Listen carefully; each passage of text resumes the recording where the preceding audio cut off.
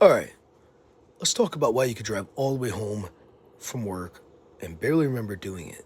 You leave work, same stoplights, same turns. Avoid the same pothole the city has apparently declared a protected landmark. You adjust your radio, you think about dinner, replay an argument from 4 years ago, and finally come up with the perfect comeback. But it's too freaking late for that shit. Then suddenly, you're home. Do you remember the entire drive? You probably don't. Did you black out? Definitely not. Your brain switched to autopilot. It knew the route, so it handled it without giving you the most boring shit to bother you. Now imagine someone suddenly runs into the road. Your foot slams on the brake, your heart starts pounding, and every ounce of attention snaps into place. You got the same car, same road, same brain, completely different mode. Your brain has two broad ways of thinking. We have fast thinking and we have slow thinking.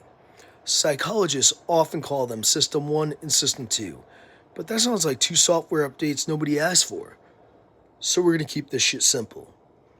Fast thinking is automatic, instant, emotional, effortless. It recognizes faces, reads simple words, understands tones, pulls your hand back away from the hot stove, and immediately decides that the person who cut you off in traffic is a complete and total fucking asshole. Sometimes correctly. Slow thinking is deliberate, logical, careful, and kind of a lazy bastard. It handles things like taxes, algebra, contracts, scientific studies, budgeting, and furniture instructions that were designed by somebody who clearly hates you. Fast thinking reacts, slow thinking investigates. Neither is bad. You need both. The problem starts when fast thinking takes the wheel during a situation that requires more than 3 seconds and a gut feeling. Fast thinking is great when you hear a loud crack in the woods. You don't need to stand there saying, "Before I run, I'd like to review all the possible explanations." No, move your fucking ass. If it was only a branch, you look stupid for a few seconds. If it was a bear, congratulations on not becoming lunch.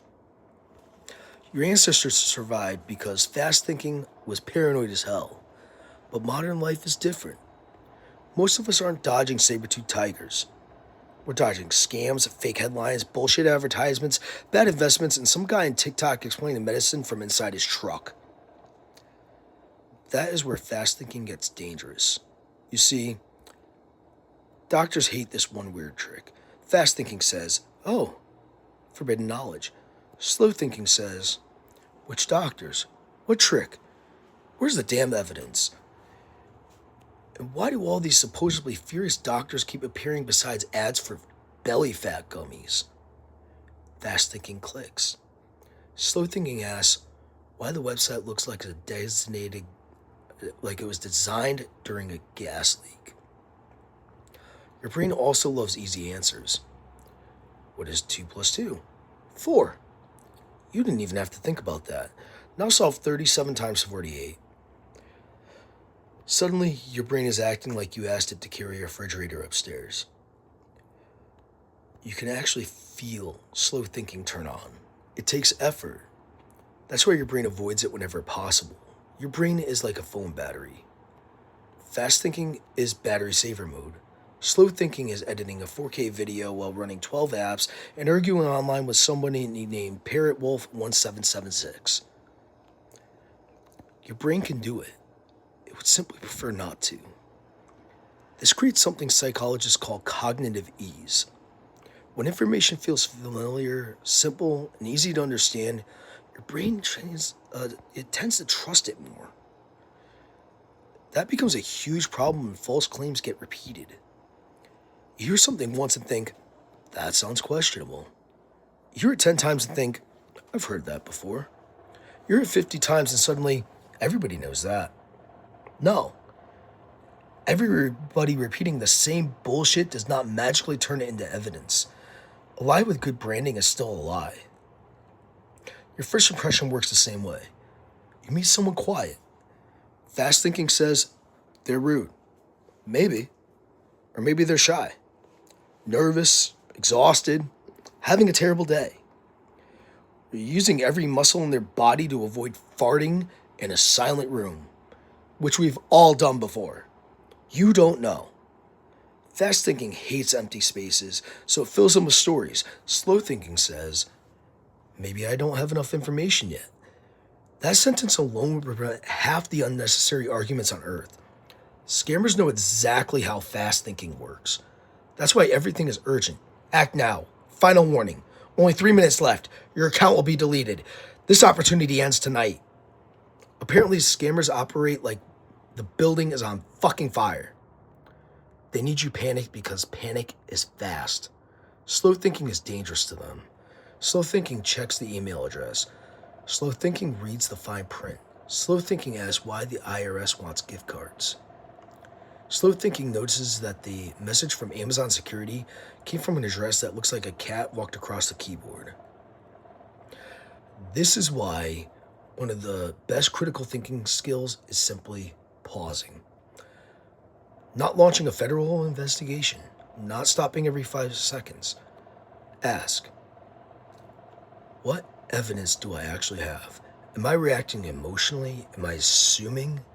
Is there another explanation? What would change my mind?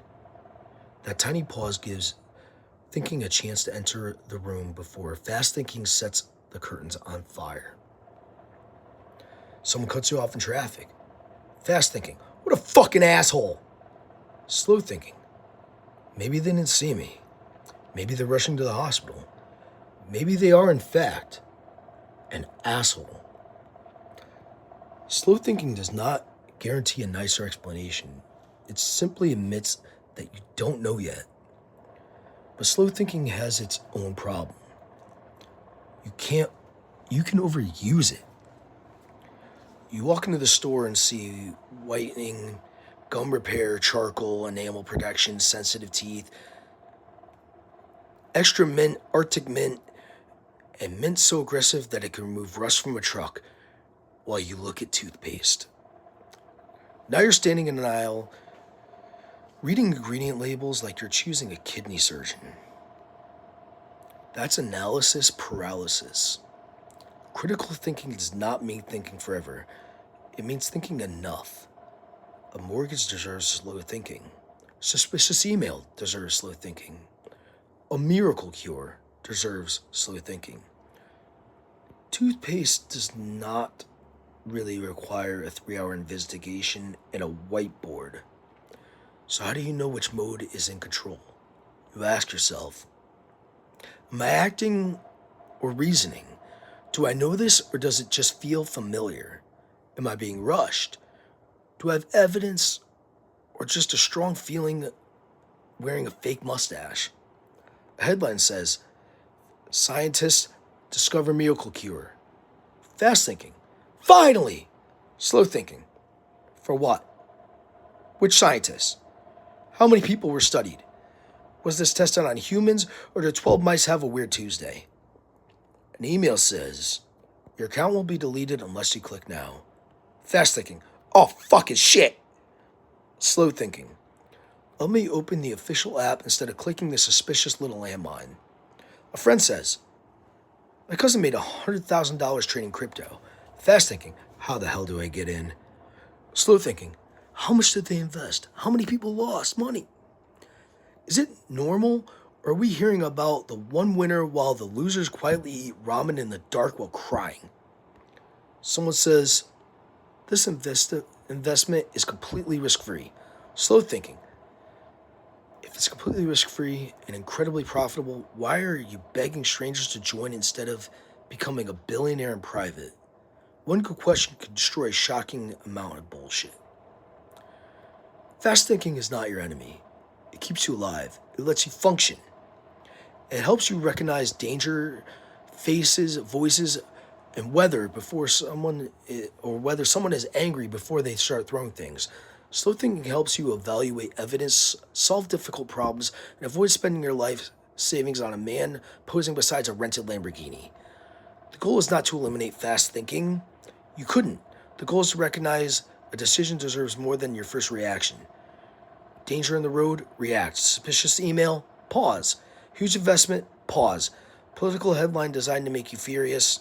Definitely pause, because critical thinking is not about finding a brilliant answer. It's about stopping your brain from confidently giving you the shitty one.